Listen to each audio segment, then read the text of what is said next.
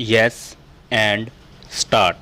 Sir, some days ago I had the honor of presenting to the House the report of the Planning Commission on the second 5-year plan.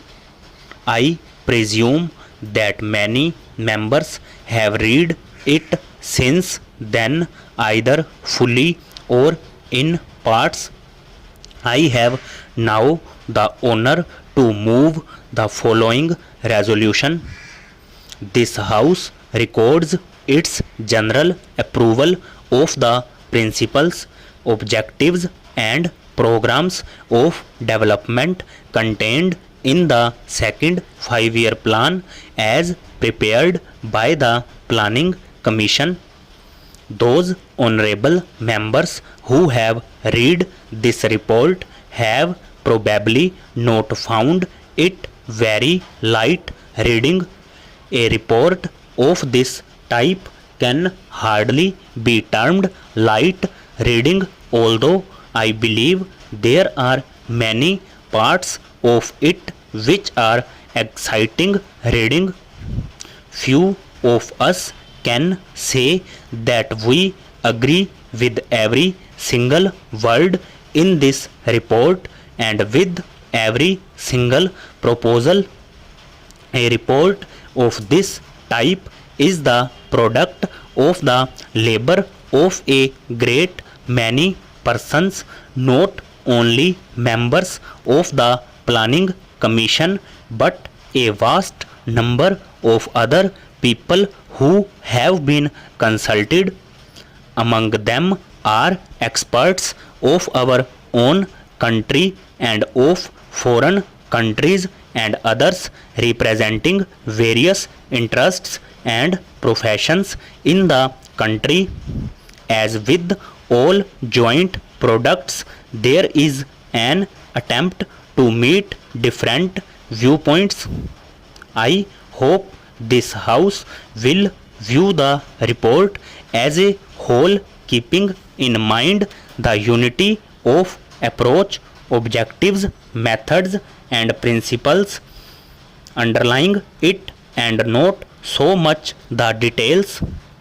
It is open, of course, to any honorable member to criticize or to make suggestions in regard to any part of the report, whether it be principles or details. But I submit that the important thing is to get hold of the main principles. I propose, therefore, to deal with the broad principles only. The subject of this report is obviously not only of the highest importance, but something that produces in me very great excitement. It is an exciting subject because it deals with the future of 360 millions of people. To some extent, that future will affect the future of other countries and even of the rest of the world. It therefore becomes an enthralling and exciting subject. We are engaged in the shaping of the future of India. Surely there could be few subjects more exciting than this.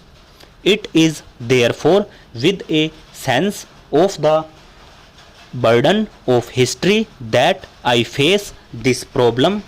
It is also with a great sense of state, because however great and however competent we may consider ourselves, we are small on this mighty theme of building up our country and taking of people forward during the next 5 years.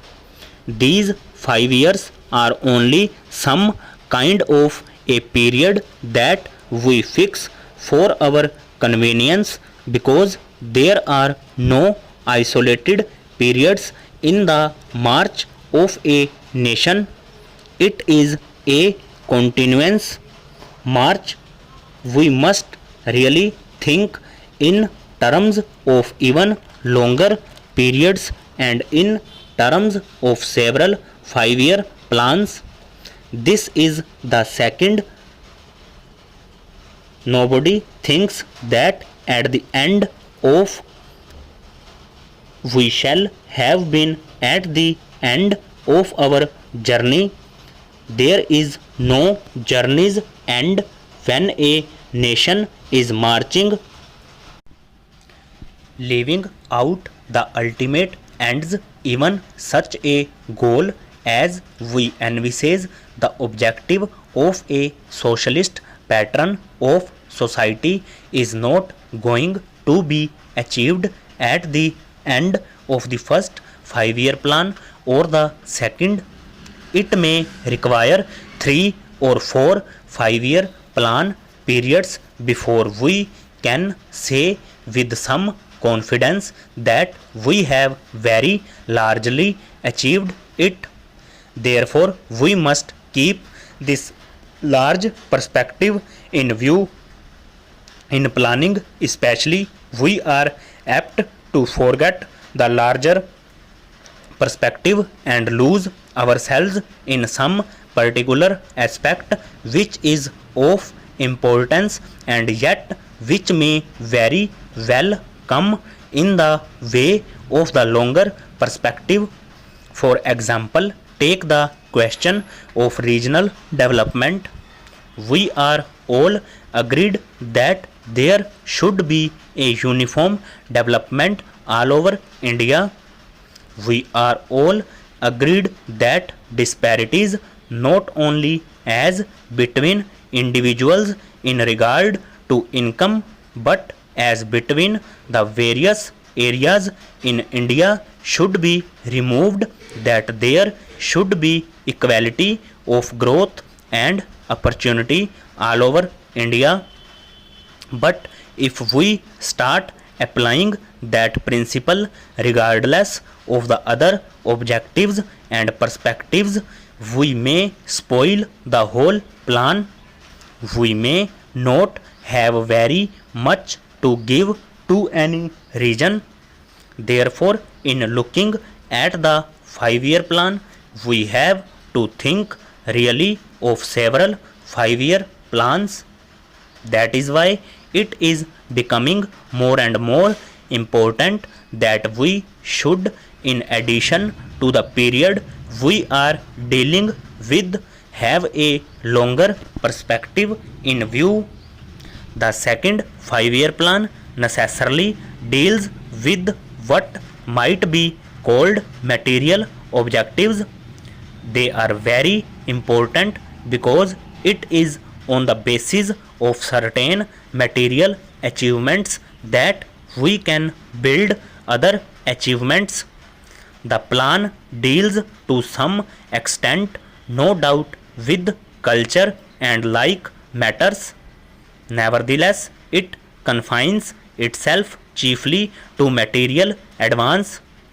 That does not mean that we attach no importance to other aspects. Stop.